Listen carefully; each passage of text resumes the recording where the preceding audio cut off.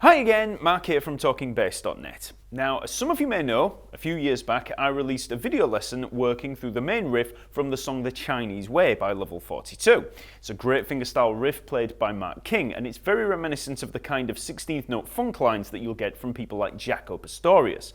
Now, in that original video, I played it a certain way, and I've recently changed the way that I play it because of listening to a live version of the tune that's played at a much faster tempo. The quicker tempo made me reconsider the fingering and even some of the notes in there because it just didn't sit right. So in this lesson I'm going to show you my revised transcription and compare it to the original recording. So the original recording has a tempo of 119 beats per minute and it sounds like this.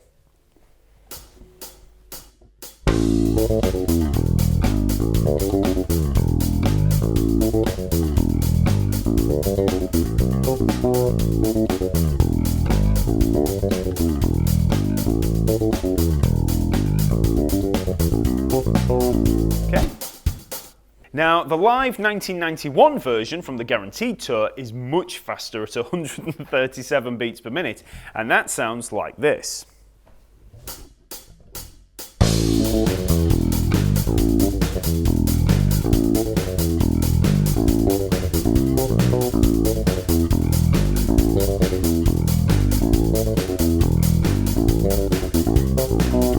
Okay. Now, if you want to hear that live version, you can find it on YouTube, and I'll link to it in the info below. And if you compare both versions, you'll notice a few differences.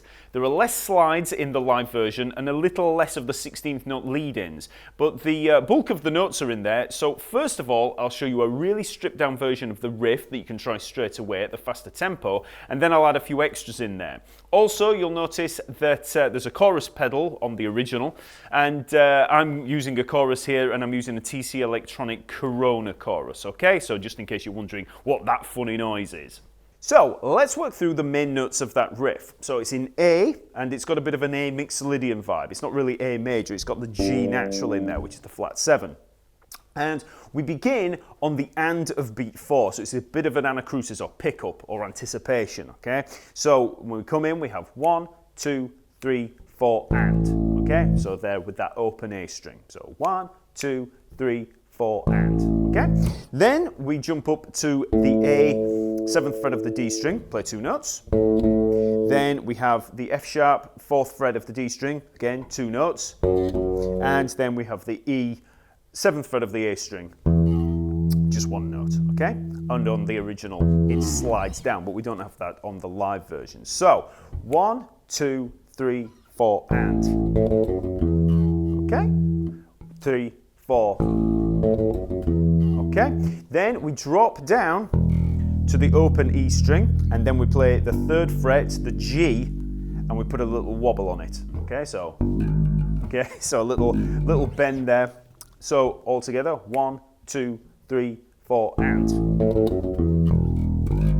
Okay, and then we're back to the open A on the and of beat 4. So once again, we've got that anticipation.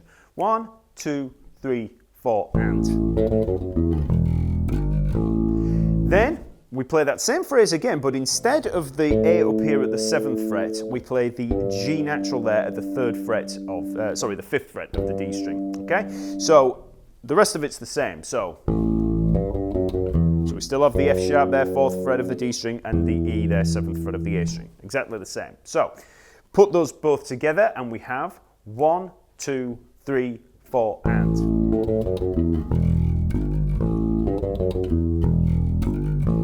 Okay, so that's the first 2 phrases in there.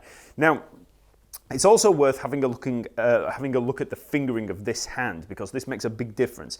So when we start, I generally play with the 1st finger there, so A, and then when I come down on these 2, on the A and the F sharp there, I play 1st finger, 2nd finger, 1st finger, 2nd finger, so.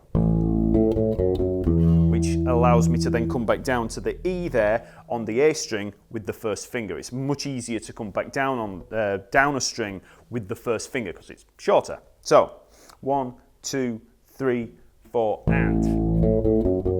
So you see there. So 1, 1, 2, 1, 2, 1. Okay?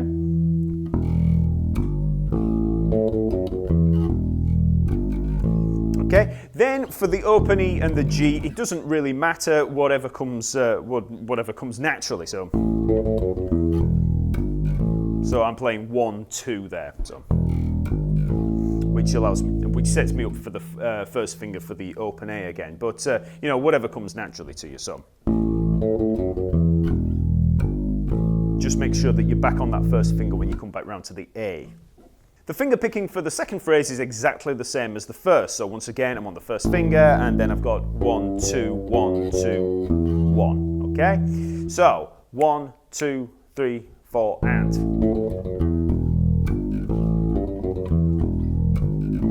Okay, so again, you can see there when I go down to the open E string, I'm playing the first finger and then the second finger, okay?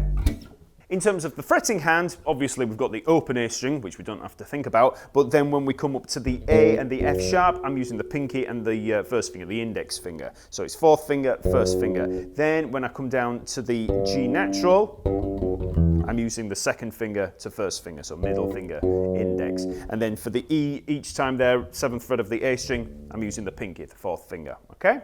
So that's all there is to that. When I come down on the open E and then the G there, I'm just using that first finger for the G, for that little wobble, okay? So watch this hand again. 1, 2, 3, 4, and.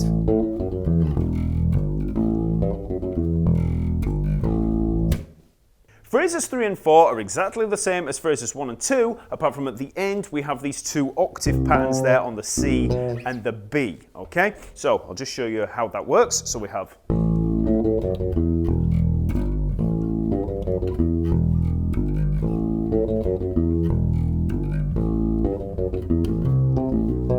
okay, so we've got this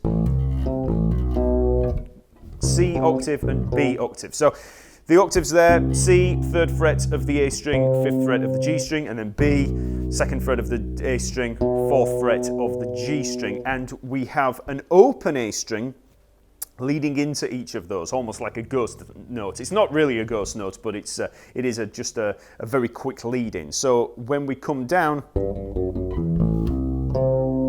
okay, so we've got the open A, then the C octave, and then open A again, B octave. Okay, so when you play this, when you come down, if you've got the fingering right on the finger picking hand, when you come down, you'll have 1, 2, 1, 2, 1. Then you've got the open A string with the second finger there, the middle finger, which gives you a nice fingering for the C octave there. So first finger, second finger. So then you play the open A string, the next open A with the first finger, and then you can actually hammer on with the B and then just play the octave there with the second finger. So we have, okay, so you can use the octave there. There is an alternative way of playing that by actually picking both notes. So, but that would mean picking the low B with the second finger and then the high B with the first finger, which might be a little bit odd. If you want a little bit more definition there, you know, you can do that, but you know, don't worry about that for now, because when we play it fast, you know, you're probably not going to know. You know, you just put that hammer on in there. So once you have those octaves in there, you can put all of those phrases together and just play round and round on that whole riff, okay? So start slowly and then just gradually build up speed. And remember, after you've had those octaves, we come straight back in on the and of 4 again with that pickup back into the whole riff. So I'll just try very slowly, round and round. 1, 2, 3, 4, and.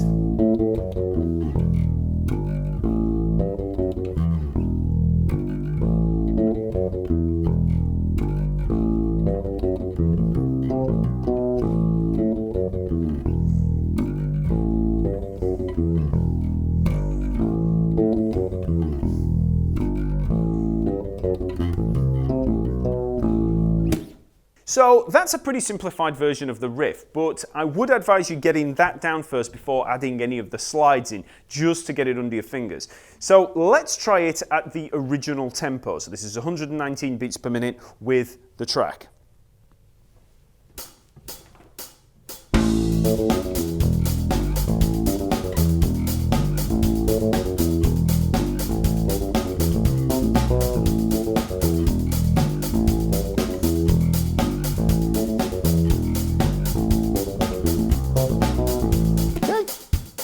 So once you feel comfortable at that tempo, you could try speeding it up a little to the live tempo of 137 beats per minute, which sounds like this.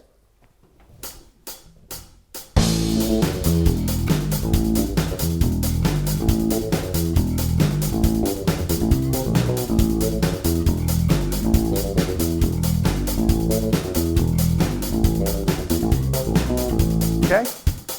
Now, just as a bit of advice on that live version, once you get down to the C and B octaves there, you can actually hammer on the C there and then the B from the open string, just to make it a little easier. So when you come down, okay, so I'm playing the open A and then just hammering on that C. You won't be able to tell, you can't tell whether it's picked or whether it's hammered, at that point, especially at that tempo. Okay, and that should make things a little bit easier.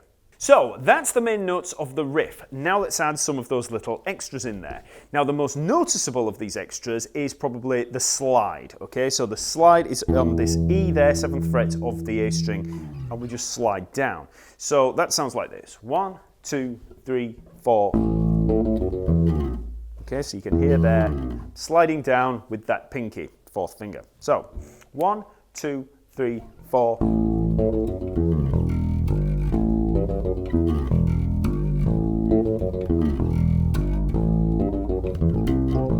Okay, so when it gets to the octaves at the end, you don't have to do the slide, but it is there on all of the others. So just practice putting that in there. That's why I said get the notes down first, because if you're too busy trying to put that slide in, it might seem a little bit tough, and it'll just take you forever to get the riff down, especially considering he doesn't actually put the slide in too much on the live versions. So, get it down first, and then eventually just try putting some of those slides in.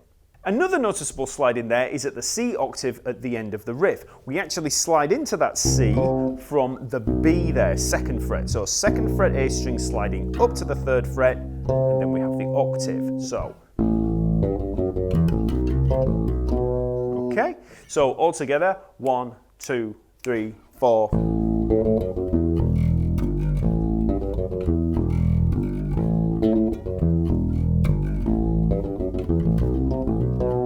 So just that little slide into the C octave. For the final, less noticeable extra, we have some of these little 16th note lead-ins back into the riff, and I'm using the open D string for this. Now you tend not to get them on the first phrase, but you do tend to get them on the 2nd and 4th phrases as we lead back into the G natural at the 5th fret. And that would sound like this. Okay, so slowly. Okay, just there, leading in, okay? And it's pretty much a ghost note, so you don't really hear the D in there too much. So when you play this, because we've played with the 1st finger there for the open A string, we're going to use the 2nd finger there for that open D string, leaving us with the 1st finger, just as we played before for the lead down, okay? So you just have to remember to play that ghost note with the 2nd finger of the finger picking hand. So, slowly, the riff sounds like this. 3, 4.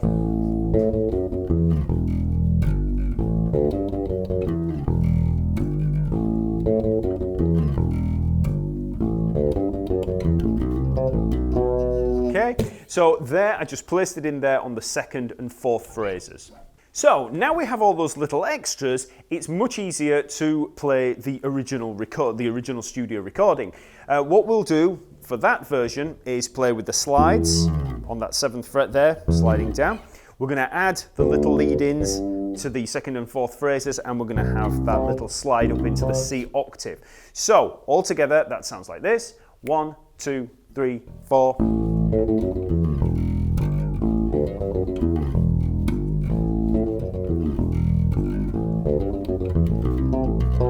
so we've got the slide in there on the octave as well, which with the track sounds like this.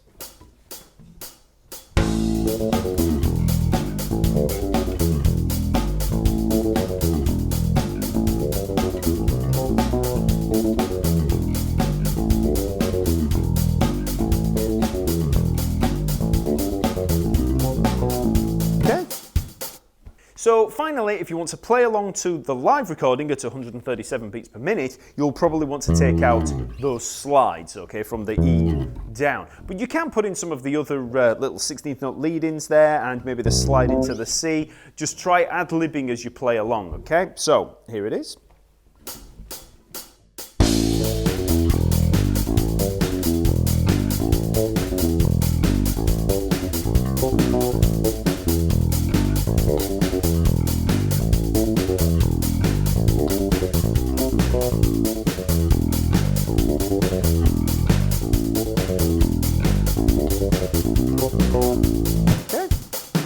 Okay, so hopefully that's helped with the Chinese way, and you should get some great practice at playing along to that riff.